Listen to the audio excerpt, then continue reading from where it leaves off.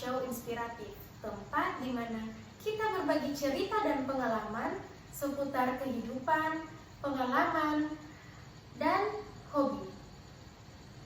Saya Nur Aisyah, dan hari ini kita memiliki topik yang sangat menarik, yaitu menjadi seorang konselor profesional. Untuk menggali topik ini lebih dalam, di sini kita sudah kedatangan bintang tamu, yaitu seorang mahasiswi dari jurusan bimbingan dan konseling. Terima kasih atas waktunya hari ini, dan silahkan perkenalkan terlebih dahulu. Hai teman-teman, perkenalkan saya Fitria Ramadhani, mahasiswa semester 4, jurusan Psikologi Pendidikan dan Bimbingan, Prodi Bimbingan dan Konseling. Oke, bisa ceritakan sedikit tentang latar belakang kamu dan apa sih yang membuat kamu tertarik untuk memilih jurusan bimbingan dan konseling?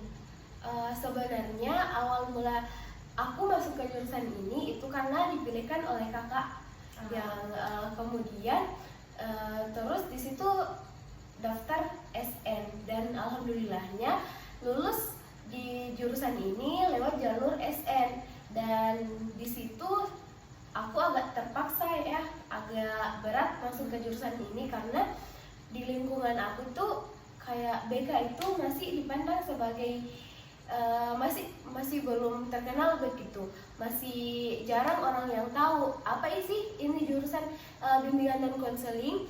Dan juga perspektif aku tentang guru BK itu hanyalah polisi sekolah yang hanya dalam tanda kutip menghukum siswa yang bermasalah. Dan juga guru BK di sekolah aku itu termasuk guru BK yang sepertinya guru BK yang di-BK-kan, bukan dari jurusan BK yang sebenarnya.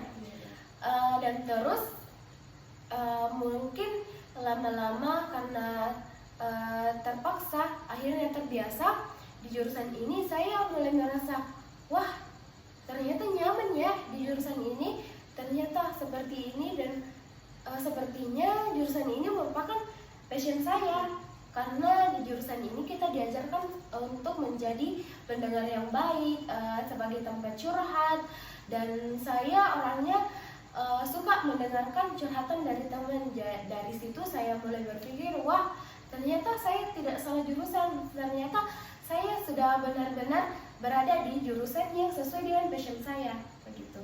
Wah, terus kenapa sih kok bisa lama-kelamaan bisa nyaman dan suka sama jurusan ini? Mungkin kalau ditanya kenapa bisa nyaman ya, karena mungkin dari itu tadi, materinya itu tentang kita diajarkan supaya menjadi pendengar yang baik, sebagai tempat curhat. Dan juga lingkungan sekitar di kelas saya, di lingkungan BK itu saya mempunyai teman yang super baik, sangat support. Dia tidak melihat kita sebagai saingan, melainkan teman seperjuangan. Dan juga dosen-dosennya itu sejauh ini sih tidak ada sih yang memberatkan mahasiswanya, selalu dapat kelancaran dari dosen-dosen. Begitu sih yang membuat nyaman. Nah, tentang polisi sekolah yang kamu sebutkan tadi, jadi apa peran utama guru BK di sekolah? Kenapa masih banyak anggapan bahwa guru BK itu adalah seorang polisi sekolah? Masih banyak anggapan tentang guru BK sebagai polisi sekolah itu mungkin karena dari guru BK-nya sendiri yang tidak bisa atau tidak mampu menjalankan tugas guru BK yang semestinya atau yang seharusnya. Karena yang seharusnya tugas seharusnya guru BK di sekolah itu sebagai tempat curhat siswa, teman siswa, tempat berkeluh kesah siswa. Misalnya siswa mempunyai kesulitan dalam belajar, siswa mempunyai masalah dengan temannya, siswa mempunyai masalah dengan keluarganya, bisa bercerita kepada guru BK dan dicarikan ya solusinya bersama-sama. Dan juga mungkin siswa tidak percaya sama guru BK untuk tidak terbuka kepada guru BK karena ada beberapa guru BK yang tidak menjalankan asas kerahasiaan yang dianut oleh guru BK. Padahal guru BK itu mempunyai asas kerahasiaan, di mana ketika ada konseli atau peserta didik yang bercerita kepada guru BK harus bisa menjaga rahasia tersebut. Tidak boleh sampai diberitahukan kepada orang lain kecuali cuma dia dan non-konselinya. Dan juga tugas guru BK di sekolah itu membantu siswa dalam beberapa bidang seperti bidang sosial, pribadi, belajar, dan juga karir. Contohnya dalam bidang karir itu seperti ketika siswa sudah di kelas 12 atau kelas 9 pada siswa yang kelas tinggi, guru BK membantu siswa tersebut menentukan pilihan karir masa depannya bagaimana, melakukan asesmen kebutuhan siswa tentang karir, memberikan sosialisasi kepada siswa bagaimana karir selanjutnya, apakah mau ke universitas atau langsung bekerja. Dan juga guru BK dianggap sebagai polisi sekolah karena mungkin dari guru BK-nya itu yang tidak bisa menjalankan program guru BK yang seharusnya. Dan rata-rata guru BK di setiap sekolah itu hanya menjalankan tugas sebagai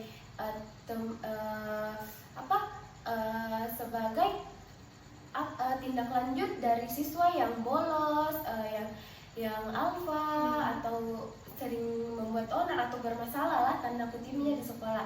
Padahal tugas itu adalah tugas dari semua guru, bukan hanya guru BK. Jadi perspektif masyarakat tentang guru BK itu sebaiknya tentang guru BK yang menjadi polisi sekolah itu sebaiknya bisa dihilangkan dengan melahirkan guru BK yang bisa menjalankan programnya dengan baik.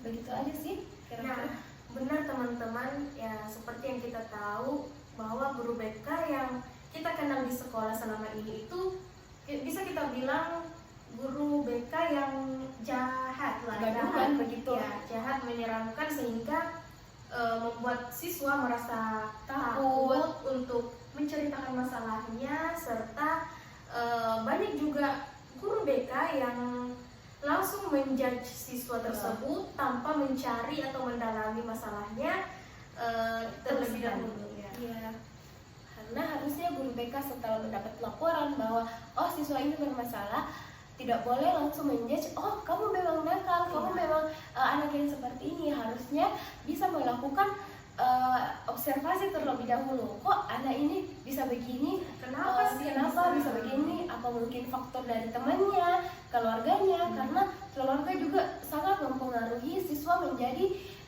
tanda kutip bermasalah begitu di sekolah. Oke, nah apa saja tantangan yang kamu hadapi selama menjalani perkuliahan di jurusan BK?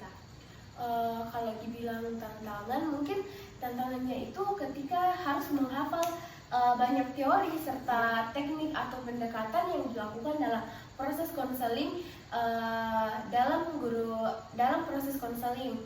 Karena kalau menurut aku teknik atau pendekatan dalam bimbingan konseling itu sangat beragam dan juga hampir sama semua tapi tidak sama. Iya, begitu, jadi agak susah untuk menghafalnya. Begitu aja sih kira-kira. Nah, dari cerita kamu tadi, lalu bagaimana cara kamu untuk menghafal atau mempelajari teori-teori yang kamu sebutkan tadi? Caranya sih dengan membaca buku ya, membaca buku tentang teori-teori tersebut, tentang pendekatan tersebut. Dengan rajin membaca buku, kita akan bisa memahami teori tersebut. Jadi kita harus memahami, bukan menghafal, karena ketika kita memahami akan tersimpan di otak, dan ketika kita menghafal pasti beberapa hari, mungkin beberapa jam sudah hilang, tapi ketika dipahami akan tersimpan di dalam otak. Nah, betul teman-teman, jika kita belajar sesuatu atau suatu pembelajaran, kita harus memahami, bukan menghafal ya. Karena kalau memang sepengalaman saya juga, kalau kita menghafal, hari ini memang dihafal, tapi besoknya sudah langsung hilang. Juga menurut saya pembelajaran itu bisa dilakukan jika kita terbiasa, seperti pepatah ala bisa karena biasa. Betul sekali. Luar biasa ya teman-teman triknya. Lalu apakah ada pengalaman yang paling berkesan selama kamu menjadi mahasiswa BK? Ada sih, pas beberapa bulan lalu kita ada tugas turun lapangan membagikan angkat kebutuhan siswa di dalam kelas. Nah, ketika aku dan teman-teman bagi angkat tersebut kepada siswa dalam satu kelas itu, kami mendapati seorang siswa yang tangannya sudah terluka akibat self harm. Dan setelah kita melakukan pembagian angket, kita mencoba mendekati siswa tersebut. Awalnya sih dia kayak menolak, tidak mau jujur, mungkin karena takut atau takut itu rahasianya bakal bocor. Tapi kita melakukan pendekatan dari teori yang sudah kita pelajari, kita implementasikan. Jadi lama-kelamaan siswa tersebut sepertinya sudah merasa nyaman dan jujur kepada kita kenapa dia melakukan self harm. Dan di situ kita temukan bahwa dia melakukan self harm karena orang tuanya yang sering cekcok di rumah, dan di rumah tersebut cuma dia dan kedua orang tuanya yang tinggal, dan pada saat berkumpul orang tuanya malah cekcok dan sampai katanya banting-banting barang. Jadi dia agak depresi, stres, dan untuk menyalurkan semua amarahnya dia self harm. Dan dia juga sepertinya tidak mempunyai teman cerita untuk menceritakan keluh kesahnya. Dan setelah kita tahu masalahnya bagaimana, kita tindak lanjut dari kita serahkan ke guru BK yang ada di sekolah itu supaya bisa ditindaklanjuti, apakah bisa guru BK itu bisa membantu atau langsung dialih tangan kasus ke psikolog atau psikiater itu. Itu pasti bisa menjadi pengalaman berharga untuk menjadi bekal nantinya untuk menjadi seorang konselor. Iya, insya Allah. Nah, selain dari sisi akademik nih, kita ke sisi non-akademik. Apakah ada kegiatan lain dari jurusan kamu untuk melatih diri menjadi seorang konselor profesional? Alhamdulillahnya sih di jurusan aku itu setiap akhir semester atau setiap menuju final selalu rutin diadakan seminar atau webinar yang membahas tentang kebekaan, seperti pentingnya menjaga kesehatan mental, pentingnya pengembangan karir masa depan, dan juga pemateri yang membawakan materi tersebut adalah pemateri hebat yang profesional pada bidang tersebut, sehingga hampir dibilang setiap semester kita selalu mendapatkan ilmu baru dari seorang yang sudah profesional di bidang itu. Mungkin itu saja kira-kira yang menjadi program setiap semesteran kita. Menarik ya teman-teman, selain dari mata-mata kuliah yang dipelajari sehari-hari, ternyata ada webinar dan seminar yang dilakukan setiap semester. Jadi bisa mendapatkan ilmu baru dari para ahlinya. Lalu apa rencana kamu ke depannya setelah lulus dari jurusan BK ini? Rencananya sih insya Allah langsung lanjut ke PPG Prajabatan. Setelah itu baru lanjut S2 insya Allah, mungkin sampai ke S3, sampai Prof. Lalu kapan nikahnya? Mungkin nikahnya itu ketika sudah punya rumah, punya mobil. Pokoknya sejauh ini belum memikirkan tentang itu karena aku ingin menggapai cita-cita setinggi-tingginya, melanjutkan pendidikan setinggi-tingginya. Ternyata bintang tamu kita hari ini punya mimpi yang sangat besar ya teman-teman. Kalian harus mengikuti jejaknya. Oke. Nah, untuk harapan nih, apa sih harapan kamu untuk jurusan BK ke depannya? Harapannya sih semoga BK melahirkan guru-guru BK yang sudah tidak dipandang sebagai polisi sekolah ya, dan bisa menjalankan programnya di sekolah dengan baik, sehingga perspektif siswa atau masyarakat di sekolah tentang BK bukan lagi menjadi polisi sekolah, melainkan teman siswa, tempat curhat siswa. Jadi BK semakin dikenal oleh banyak orang sebagai wah BK ternyata begini, bahkan BK enak loh, tidak sebagai semenyenangkan. tidak semenyenangkan itu. Nah, selanjutnya kan sekarang masa-masa pendaftaran nih, pendaftaran mahasiswa baru.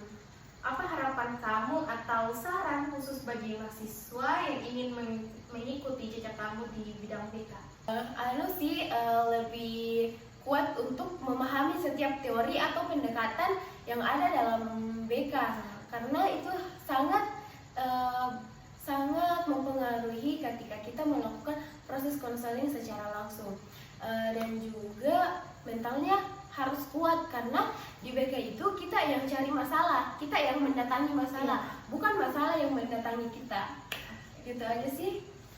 Oke, terima kasih banyak atas waktunya dan ceritanya yang sangat menginspirasi. Semoga sukses dengan studi kamu dan bisa terus memberikan dampak positif untuk kita. Ya, sama-sama.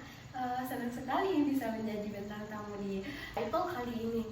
Mungkin acara selanjutnya bisa mengundang saya lagi. Bisa.